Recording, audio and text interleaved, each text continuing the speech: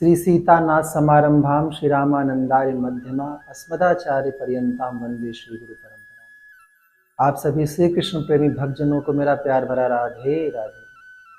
आज हम उत्पन्ना एकादशी की चर्चा करेंगे जो मार्ग श्री कृष्ण पक्ष में आती है, और इस एकादशी को रहने का क्या पुण्य है, क्या फल होता है, क्या नियम है, इस पे हम लोग विचार करेंगे। पहले इसकी थोड़ी से कम शब्दों में कथा श्रवण करते हैं, फिर इसकी विधि भी जानेंगे। कहते हैं कि युधिष्ठिर ने एक बार प्रश्न पूछा तो भगवान श्री कृष्ण कहते हैं, सतयुग में मुर नाम का एक राक्षस था जो बड़े ही वरदानों से बलवान था। उसने पृथ्वी पर ही नहीं अर्थात अपितु सारे पृथ्वी लोक के साथ साथ देवलोक में भी अपना राज्य कर रखा था। अग्नि, सूर्य, चंद्रमा के साथ साथ इंद्र देव को भी उसने स्वर्ग से निकाल दिया, और अब वो पृथ्वी पर आकर विचरण करने लगे इंद्र इति आद्य देवता। तब महादेव की शरण में गए और महादेव से उन्होंने प्रार्थना करी, प्रभु आप ही हमें इस संकट से उभार सकते हैं। तो शंकर भगवान ने कहा, आप नारायण भगवान की शरण में जाइए। नारायण भगवान की शरण में आए तो भगवान नारायण को शंख, चक्र, पद्म, गदा के स्वरूप से सैया पर शयन करते हुए माता लक्ष्मी चरण दबा रही। देख करके देवताओं की सारी पीड़ा दूर हो गई। क्यों? हमारे प्रभु का ऐसा स्वरूप ही है कि सारी सुध बुध भूल जाए तो सारे देवता अपनी जितनी पीड़ा थे भूल गए। भगवान की स्तुति करें। भगवान प्रसन्न होकर बोले, इंद्र कैसे आना हुआ? तब सारा वृत्तांत मुर राक्षस का सुनाया। भगवान ने कहा, आप जाइए, उस पे आक्रमण करिए और मेरा मन में स्मरण करते रहना, मैं अवश्य आऊंगा रक्षा करने के लिए। देवताओं ने इसी प्रकार युद्ध किया और जब हारने लगे तब भगवान नारायण प्रकट हो गए। अपने अस्त्र शस्त्र से सब दैत्यों को मारने लगे। जब मुर नाम का दैत्य सामने आया तो कहते हैं भगवान अस्त्र शस्त्र छोड़ रहे थे, लेकिन उसको वरदान के कारण कहते हैं उसके ऊपर कोई भी असर नहीं हुआ। और फिर भगवान ने लीला करी, मलयुद्ध की। उसमें जब भगवान थक गए तो कहते हैं भगवान बद्रिका आश्रम में आकर गुफा में शयन करके सो गए।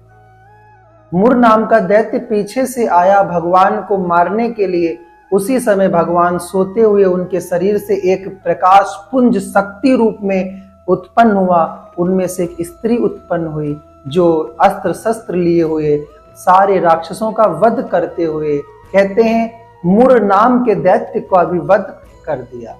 अब भगवान की जब निद्रा खुली, उन्होंने देखा मुर नाम का दैत्य मर चुका। बोले, किसने मारा?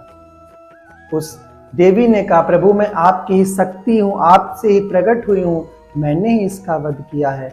भगवान बोले, हम प्रसन्न हुए, मांगो क्या मांगती हो? तो उस देवी ने कहा, प्रभु मेरा भी एक दिन होना चाहिए और मेरे दिन में जो व्रत रहे वो मुक्त हो जाए, वो उसका दोबारा संसार में आवागमन ना हो, वो सदैव के लिए मुक्त हो जाए। भगवान ने कहा, तथास्तु, आज एकादशी के दिन तुम उत्पन्न हुई हो तो आज मार्गशीर्ष की कृष्ण पक्ष की एकादशी को उत्पन्ना एकादशी के नाम से जाना जाएगा, और आज के दिन जो व्रत रहेगा वो मेरे बैकुंठ धाम को आएगा, कभी दोबारा पृथ्वी पर नहीं आएगा। तो एकादशी अवश्य रहें। जो अभी तक नहीं रहे हैं वो भी इस एकादशी से प्रारंभ कर सकते हैं और अपने जीवन को भगवान नारायण के चरणों में समर्पित कर सकते हैं। इसकी विधि क्या है? आप ब्रह्म मुहूर्त में उठिए और उठ करके स्नान करिए। स्नान करके भगवान नारायण की पूजन वंदन करिए, देसी घी का दीपक जलाइए, पीला वस्त्र भगवान को अर्पित करिए, 108 माला अर्थात 108 बार एक माला 12 अक्षरी मंत्र की करिए और सारा दिन सत्संग भक्ति में ले जाइए। रात्रि को हो सके तो जागरण करिए, नहीं तो 12 बजे तक अवश्य जाग करके कीर्तन करते हुए फिर अपने शयन में जाइए। अगले दिन द्वादशी में उठिए, उठ करके ब्राह्मण को दान करिए और उसके पश्चात गऊ को ग्रास निकाल कर दीजिए, रोटी दीजिए, फिर आपका द्वादशी लगते ही व्रत पूर्ण होता है। अब आती है बात, महाराज जी इस व्रत जो अब किस एकादशी, और ये कितनी तारीख में है, 15 में है या 16 नवंबर में है, इस पे भी चर्चा हो रही है। तो देखिए एकादशी दोनों दिन लग रही है, 15 को भी है और 16 को भी है। 15 को आप चाहे तो 15 को रह सकते हैं, अगर 16 को चाहे तो 16 को भी रह सकते हैं। 16 को द्वादशी युक्त एकादशी, तो वो भी अति उत्तम है। और 15 को एकादशी ब्रह्म मुहूर्त से भी है, और उस दिन भी आप रह सकते हैं।